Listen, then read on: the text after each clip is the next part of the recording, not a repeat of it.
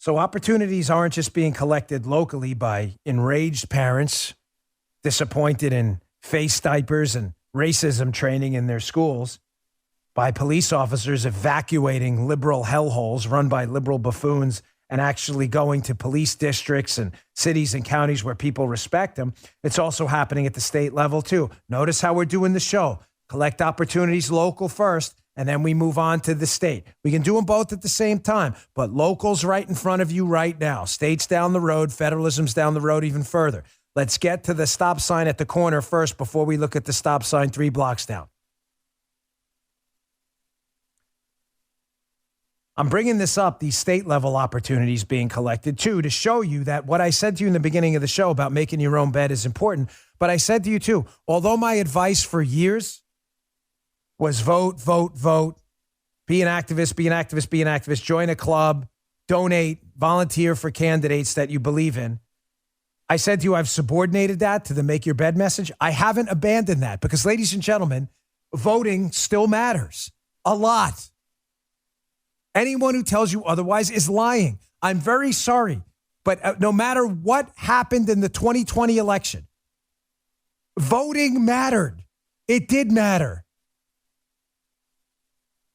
Yes, in some states, I still believe to this day the system was deeply screwed up, and we better get some autopsies on what happened in Pennsylvania and Arizona. But Donald Trump won Florida by 3.4 points. In Florida, that's one of the biggest landslides in a presidential election we've seen in eons. Clearly, voting mattered there. I'm not suggesting it's the answer to everything, ladies and gentlemen. I'm simply suggesting to you that voting does still matter. And even if you believe that in your state, your vote was thrown out or whatever, the solution can't be, well, let's just not vote at all. That's not a solution. That's giving up. Think about it. The left swore to us forever that Trump only became president because Vladimir Putin interfered in the election. That didn't stop them from voting in the midterms and taking back a boatload of House seats and end the presidency in 2020.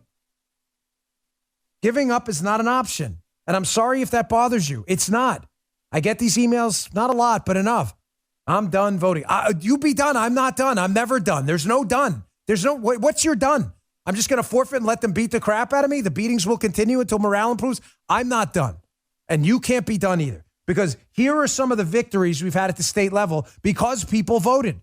In people like Ron DeSantis and Greg Abbott in Texas. Wall Street Journal. Blue states are shrinking, folks, and they have defund the police to blame. The limp progressive response to rising crime and disorder has benefited both Texas and Florida. Jason Riley op-ed piece in the Wall Street Journal. Look at this. Screenshot from the piece. The Census Bureau announced last month that California has gone the way of New York and Illinois in terms of lackluster population growth. And they'll lose a congressional seat in the census for the first time ever. Meanwhile, states like Texas and Florida have experienced strong population gains and will increase the size of their delegations in Washington. Folks, is voting solve all of our problems? No. Please listen to what I said at the beginning of the show. For those of you who think I'm being Pollyannish, I just told you at the beginning of the show, I've stopped telling people that as my first response because it clearly didn't change the course of the country like we needed it to. However, disregarding it and saying it's an ineffective tool, forget it altogether, is garbage. People voted in Texas and Florida, got Republican leadership, and now people en masse are leaving liberal states and moving to Texas and Florida. And they're not all liberals. I live in Martin County, Florida. Most of the New Yorkers that come down here are firemen and cops, and they are big-time conservatives. People are voting with their feet, ladies and gentlemen. The defunding of the police, the creating of a deadly public safety situation, the destruction of economies in liberal states,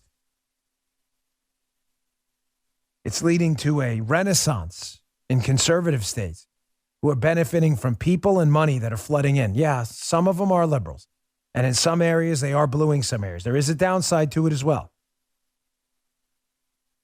But there's a big upside. The big upside is Florida is now going to have an additional, and Texas, additional electoral college votes. It's going to make it easier for a Republican president to be elected in that race to 270 electoral college votes every 4 years. Florida is now 1 and Texas 1 and 2 more votes more powerful. Here's number 2, folks, people collecting opportunities at the state level. Again, showing you voting still matters. Even if you think the effect of it's been weakened, as I said in the beginning, I think we have to focus locally first. But this is important, and you can't forfeit it ever.